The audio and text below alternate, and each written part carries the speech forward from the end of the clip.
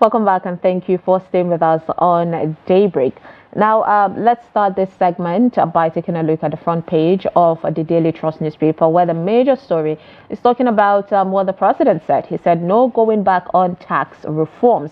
Now, there's a major story you'd find on page 4 of the Daily Trust newspaper. Below that, you would see a pictorial of travelers at Abuja and Lagos parks ahead of the Christmas celebration yesterday, which was Monday. And yeah, there seemed to be a bit of scantily environment. People are not as normally a day or 2 days to Christmas you'd see the park full. Now below that we see security beefed up in the FCT and states ahead of Christmas. Below that we see Adamawa creates 7 new chiefdoms and emirates, 800 terrorism suspects acquitted over lack of evidence. That is really alarming. That is really scary. I mean, imagine how having 800 people been arrested with terrorism allegations, and then all of a sudden they're saying, oh, there is no evidence. Well, I hope these people are innocent. If not, it's like releasing more menace into the society. Bandits snatch foodstuffs, drinks from man on bike. Interesting. Below the headmaster, we see Lassa fever killed 190 Nigerians in 1 year. That's according to the NCDC. Allow Dam act before another disaster strikes, Zulum tells the federal government. 14 killed, 1 injured in fresh Plateau attack.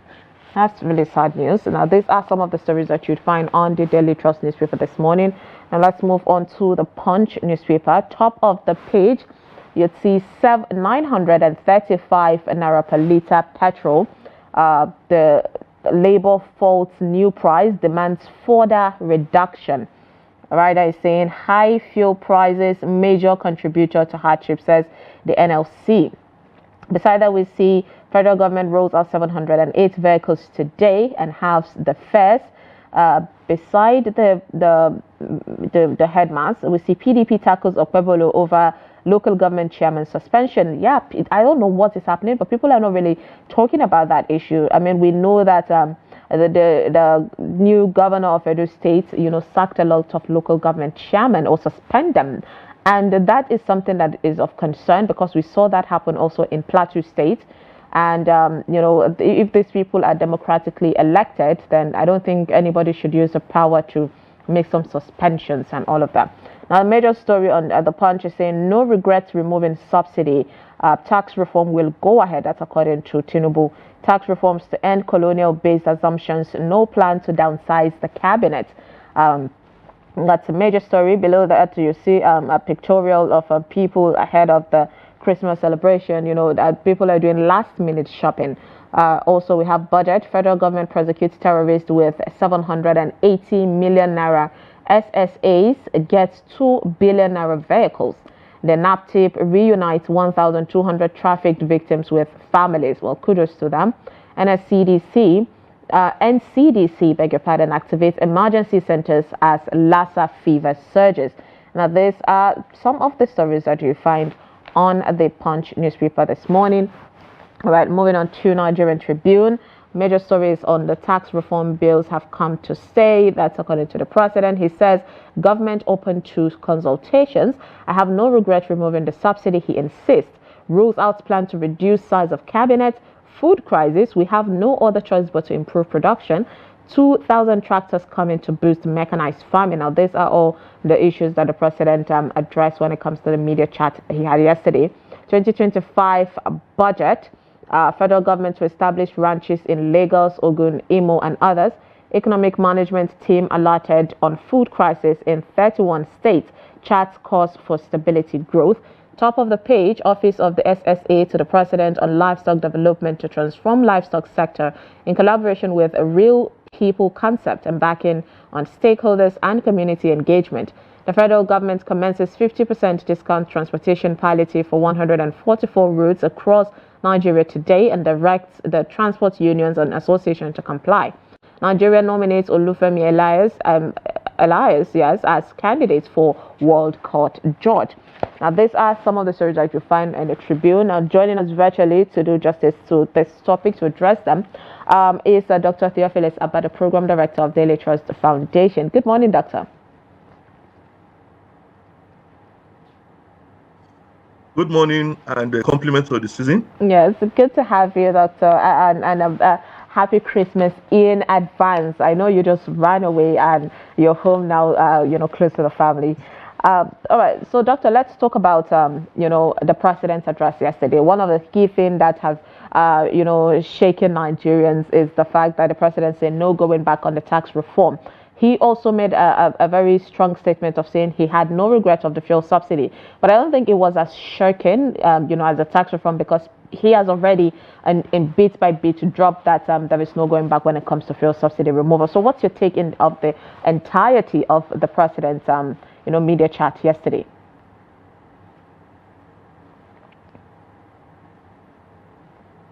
Well, thank you very much. The first thing I would say is that it's quite good to listen to the president, because when you listen to the president, listen to anyone speak practically, you'll be able to understand his mindset.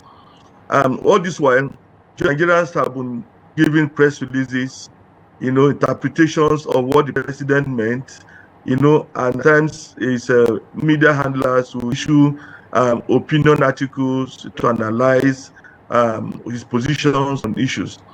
But yesterday, Nigerians listened to the president, and that is quite interesting. Concerning all the I don't regret that.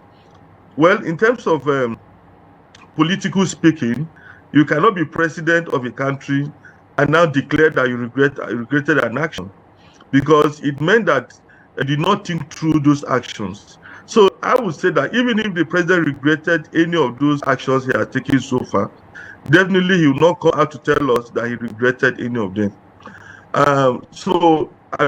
It's political speak. That is a manner of talking in political parlance, to say that he didn't regret anything. But I will look at some of the issues that he raised. For instance, the tax reform. Now, you say, well, there is no going back on the tax reform. And I think that what he meant was that, people, Nigerians, stakeholders are actually looking at the documents, and they are saying, okay, let's make amendments, let's adjust.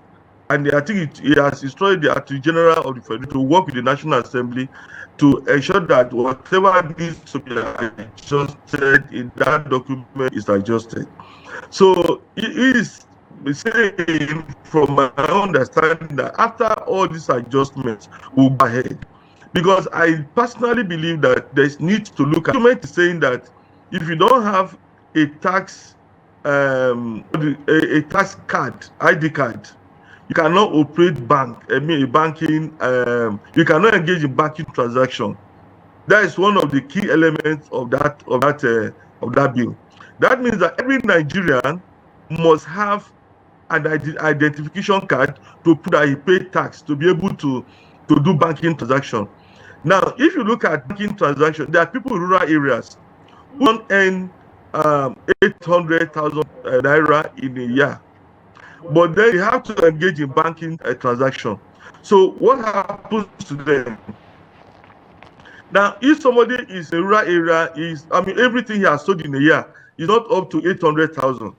And you are saying for him to operate a bank account, he must have an ID card that shows that he pays tax. So what are you saying? You are saying that every Nigerian must pay tax. That is what you are saying.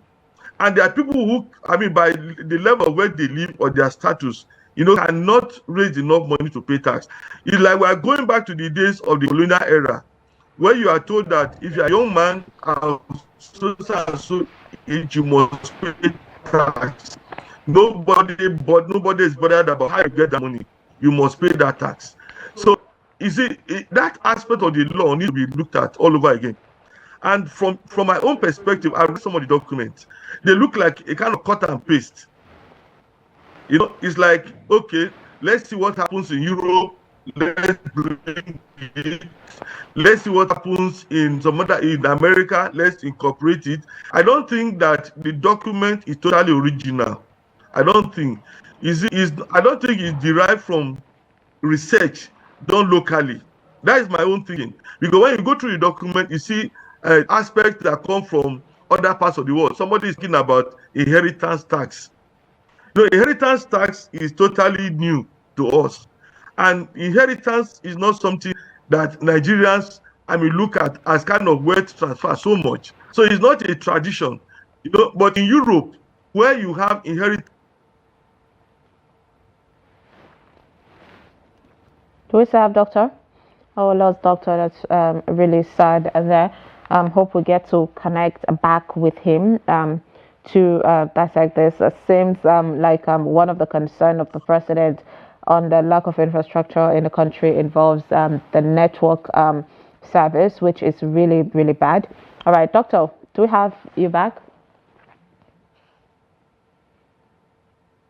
Okay, I'm back. Okay, go ahead. The network here is very weak. Yeah. So the president actually addressed a lot of issues, doctor. I want to get your take on, him insisting that he understands that Nigerians are going through a lot of pain, but we just have to rip, the bandage off on that. Now, some Nigerians are saying, him saying that there is no regret on, that particular fuel subsidy removal and unification of the Naira just seem a bit insensitive to the people. What's your take on that? Well, I try to speak on the tax issue, but maybe if you look at the issue of subsidy removal, now he said, he didn't regret the removal of subsidy. Actually, a lot of people have said that subsidy was a source of corruption, and many of us have argued obviously that yes, subsidy has been a source of corruption, but the reason why it was a source of corruption was because the government did not have the political will to prosecute those who were benefiting from subsidy and not, delivering the goods. So I think that, well, he may not regret the removed subsidy, but the fact that Nigerians are passing through difficulties because of that subsidy should make him to say, okay, well, there are things I ought to have done before removing subsidy. For instance, one would think that, when he became president, you say, okay, there's so much corruption in the administration of subsidy in Nigeria. Let me check what is causing this. Who are the people who are benefiting from it, and how can we stop it? That is number one. Then, secondly, you could say, okay, if we remove subsidy, how would Nigerians feel it? Then you mitigate it. So many of us have argued that it's good you can remove subsidy, but then you must mitigate the effect of subsidy. So if you say he did not regret it, of course, like I said earlier, you shouldn't say, you shouldn't say he regrets it. But then we are feeling the pains, and we see it all around us. Life has been quite tough, because of that. And we are suffering because those who are giving the powers, constitutional powers, to check corruption, failed us. Yeah. That's why we are feeling this pain. Yeah, doctor, I know you have a lot. Food prices. Okay, go ahead.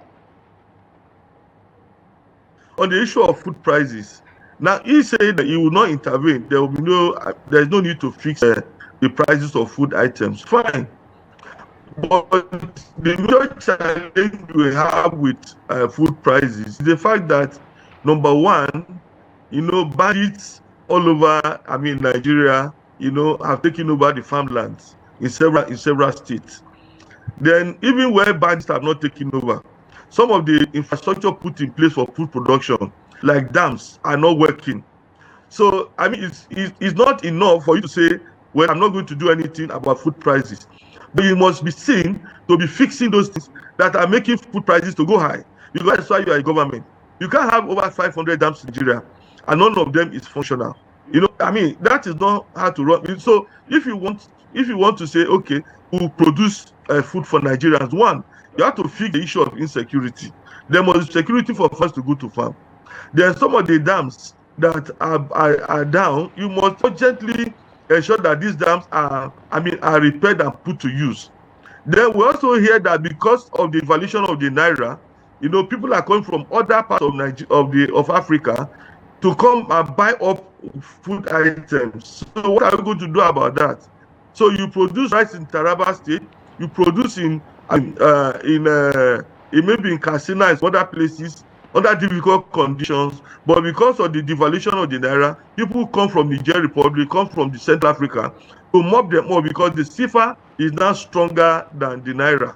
So all these things are issues that must be dealt with. It So what really I would breaks say our in heart that this essence is is that happening, it's not doctor, enough for in you our to say, oh, country. I'm not going But back then on this, I'm not going let's back on talk that. about insecurity in general. Now, one of the major things, of course, the president addressed was insecurity. But then when you look at the front page of the Daily Trust newspaper here, it's talking about how 800 terrorist suspects acquitted over lack of evidence. And we also have in the front page of the blueprint where the federal government is saying that they have disposes about 1,743 cases and secures 742 convictions in 4 years, talking about terrorism in general. Based on what the president said, the budget planning on how much they're going to give to security agencies to address insecurity in 2025. And so far, how the president also said that the past administration, did not really do well, not in his own words, but what he said is, and now you can travel around the roads of the country, meanwhile before you could not do it. And this fact that we saw earlier this year how there were pictures of a lot of people that were under suspicion of sponsoring terrorism, but now 800 of them might be going free. I mean, they're still innocent until proven guilty, but because of lack of evidence. Would you say that this administration have so far done its best when it comes to insecurity in the country?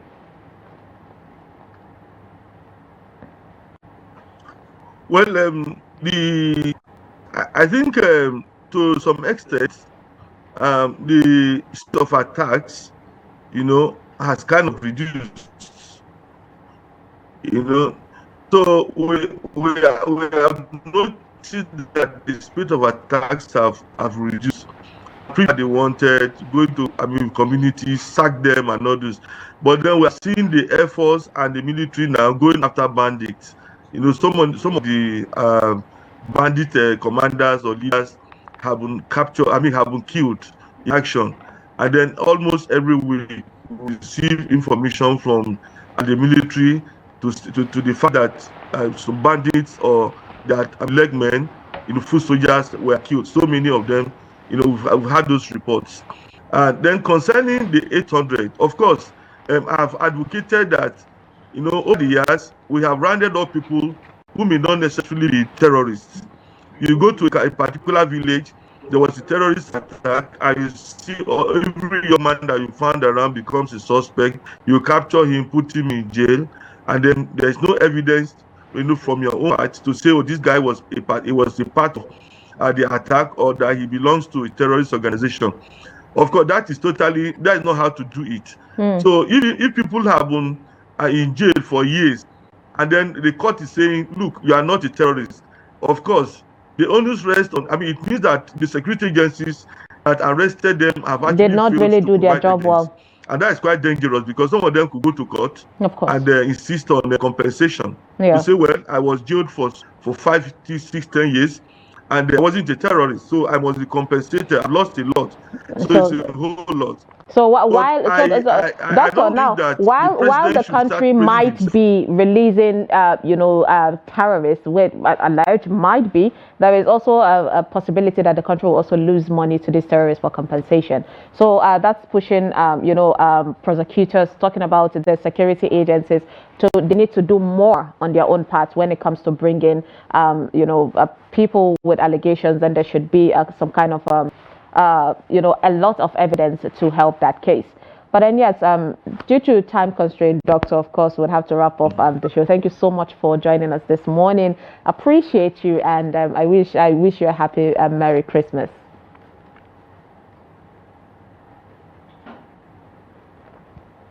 I wish you Merry Christmas as well. Thank you very much. Thank you very much.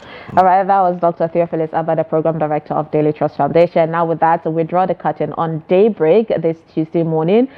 Please make sure you stay tuned tomorrow for Christmas. We'll be having Daybreak as well, and it promises to be interesting. Top of the hour, Adeni Ajishafe will bring you 360 Sport. I am Sumaya Abubakar. Do have a lovely Tuesday.